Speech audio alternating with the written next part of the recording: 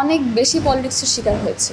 সব আর্টিস্টদের কাছ থেকে পলিটিক্স আসলে আমি পেয়েছি। কি হচ্ছে এটা ভাই, মানে আমার সাথে হওয়া উচিত হয় না আর কি। আমি আসলে কারোর উপর নির্ভরশীল আর্টিস্ট না। মেল আর্টিস্টের নাম আছে কিন্তু ফিমেল আর্টিস্টের নাম নেই। অনেক বেশি পলিটিক্সের শিকার হয়েছে। মিডিয়াতে অনেক ধরনের পলিটিক্সের কথা শোনা যায় এবং আপনিও এর আগে এক ইন্টারভিউতে পলিটিক্স নিয়ে কথা বলেছেন।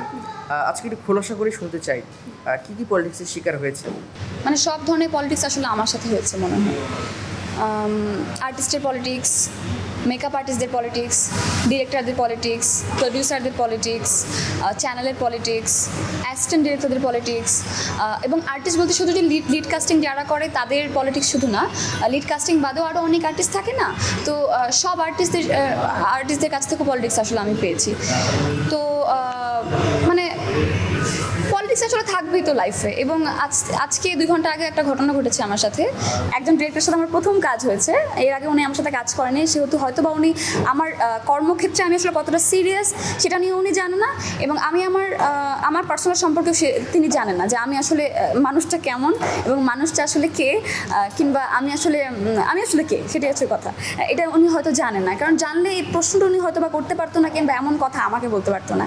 উনি আমাকে বলেছে কি, উনি প্রোমো পাঠিয়েছে আমাকে, নাটকের প্রোমো পাঠানোর পর সেখানে দেখলাম যে প্রোমোতে মেল আর্টিস্টের নাম আছে কিন্তু ফিমেল আর্টিস্টের নাম নেই।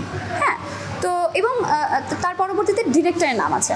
সো আমি তো আসলে আমি দেখে আমার কাছে মনে হলো যে আচ্ছা ওকে, আমি একটু আবার দেখলাম যে এখানে কি আসলে কোনো হয় না যে মেল আর্টিস্ট ফিমেল আর্টিস্ট তো আলাদা আলাদা মাঝে মধ্যে প্রোমো হয়। সো আমি ভাবলাম এটা কি আসলে মেল বেস করে কি আসলে প্রোমোটা আপলোড করছে কিনা।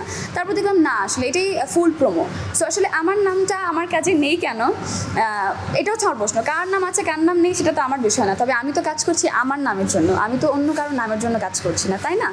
আমি আমার নামের জন্য কাজ করছি এবং আমার কাজটা আমি মন দিয়ে করছি। আমার কাজে আমি কখনো কাজে কখনো নন সিরিয়াস হই না, কিংবা কাজে কখনো ডিস্টার্ব ফিল করাই না কখনো কাউকে। আরও সবাইকে প্রফুল্ল করি, উৎফুল্ল করি এবং কাজে আগ্রহী করি এবং কাজে মনোযোগী করি। সো আমার সাথে যখন এই ধরনের কাজ হবে তখন আসলে একটু মনে হবে যে কি হচ্ছে এটা ভাই, মানে আমার সাথে হওয়া উচিত হয় না আর কি। আমি তাকে টেক্সট করলাম যে আই থিঙ্ক এখানে একটা মিস্টেক হয়েছে, প্রমোতে হয়তো বা আমার নামটা আসে, ফিমেল আর্টিস্টের নামটা আসেনি, আই থিঙ্ক আমার নামও বলিনি। আমি বললাম যে আমি কাজের থ্রুতে যেহেতু কথা বলছি, আমার প্রফেশনাল হয়ে আমার কথা বলা উচিত। তো আমি বললাম যে এখানে ফিমেল আর্টিস্টের নামটা মনে হয় আসেনি, এটা আই থিঙ্ক মিস্টেক হয়েছে। তো উনি আমাকে বললো কথা বলছে না, দেখলাম যে হোয়াটসঅ্যাপে টেক্সট করেছি, তো দেখলাম যে দেখেছে উনি। তো দেন আমি আবার লিখলাম যে সমস্যা নেই, তাহলে ফিমেল আর্টিস্টের নামটা অ্যাড করে আমাকে পাঠিয়ে দিন আপনি। তো উনি আমাকে লিখলো যে এখানে কোনো মিস্টেক হয়নি।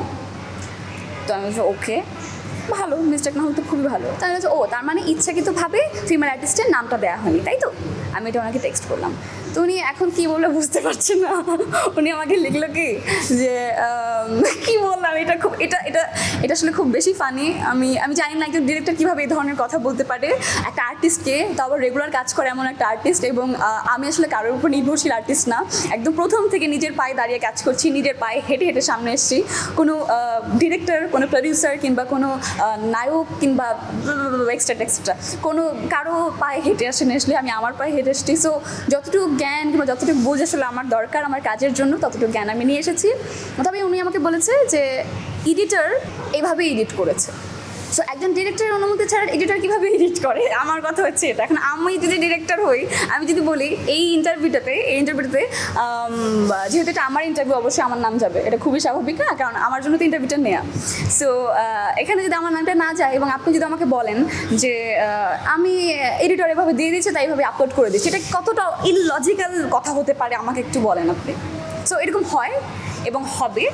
আমি প্রচণ্ড রকম প্রস্তুত আগে থেকেও এখন পর্যন্ত, এবং এই তো হয়, পলিটিক্স হবে, এটা মেনে নিতে হবে এবং এটা মেনে নিয়ে আরও বেশি স্ট্রং হয়ে সামনে আগাতে হবে। দেশে দেশে সবার সাথে দ্য নিউজ।